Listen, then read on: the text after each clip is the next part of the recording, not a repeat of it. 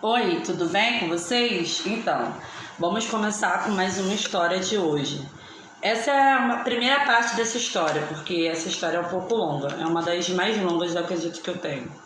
E o título dessa história é A Vaca Desenfreada. Temos uma vaca na história.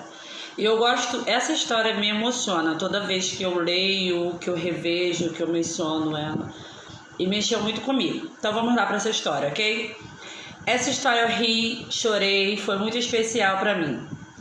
Ela era alta, loura, seu nome era Paula. Ela tinha por volta de 50 anos.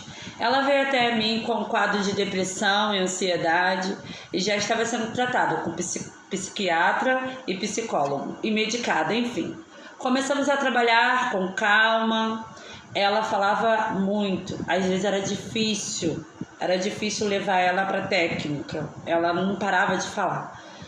E porque a necessidade de falar dela era muito grande. Aos poucos fui conhecendo essa história. E que história, senhores, que história.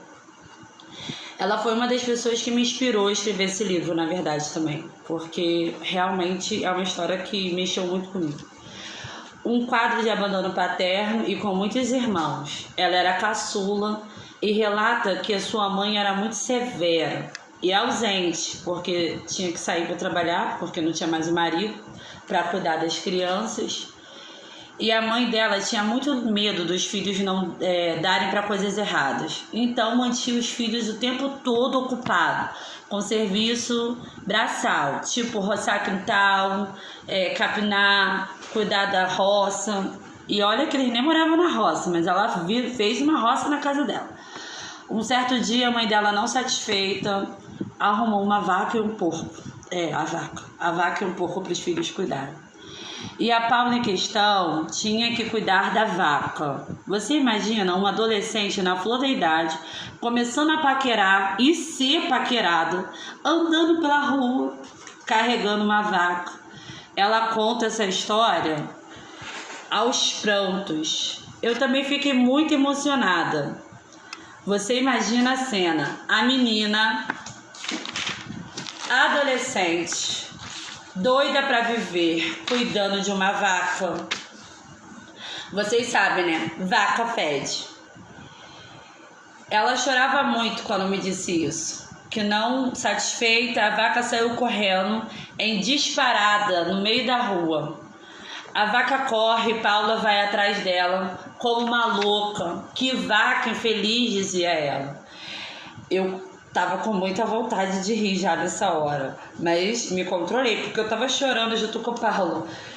E ela tava já nesse momento que ela me conta que a vaca sai correndo, já não dava mais pra chorar. Ela começa a rir, eu dei graças a Deus porque eu também comecei a rir.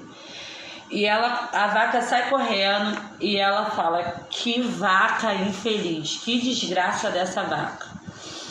E Paula também relata em sua história que além da vaca, a mãe criava porcos, algo que envergonhava muito e trazia profunda tristeza. A mãe batia de porta em porta pedindo resto de comidas, lavagem para os porcos. E quando chegava em casa, a mãe separava os menos piores para dividir com ela com os irmãos. Ela relata essa história em lágrimas. Isso também me emociona. Paula relata que a mãe dormia no trabalho e ela, ainda muito pequena, ficava sozinha com os irmãos e muitas vezes não tinha nada para comer. Ela subia no pé de frutas e comia o tanto quanto era possível. Até hoje, Paula é apaixonada por goiaba. Esse caso nós trabalhamos bastante. Ela sempre se esforçou para terminar os estudos. Sempre trabalhou desde pequenininha. Ela diz que com 4, 5 anos ela ia para casa das patroas com a mãe e arrumava a casa com a mãe, mas achava que era brincadeira. Até que cresceu e percebeu que a vida dela sempre foi trabalhar. Ela ama trabalhar, mas esse foi seu maior motivo para deixar doente, o trabalho. Trabalhava o tempo todo. Ela relata que a vergonha que ela sentia uma vergonha extrema de todo domingo ir com a mesma roupa para a instituição religiosa. O tempo passou, ela arrumou um namorado, um pouco mais velho que ela. Ela era muito religiosa, se sentia muito pressionada pelo então namorado a transar. Ela conta que resistiu um ano, até que enfim, o então namorado conseguiu o tão sonhado prêmio. E vamos parar por aqui essa história, depois eu continuo, ok? Muito obrigada pela sua atenção, até a próxima.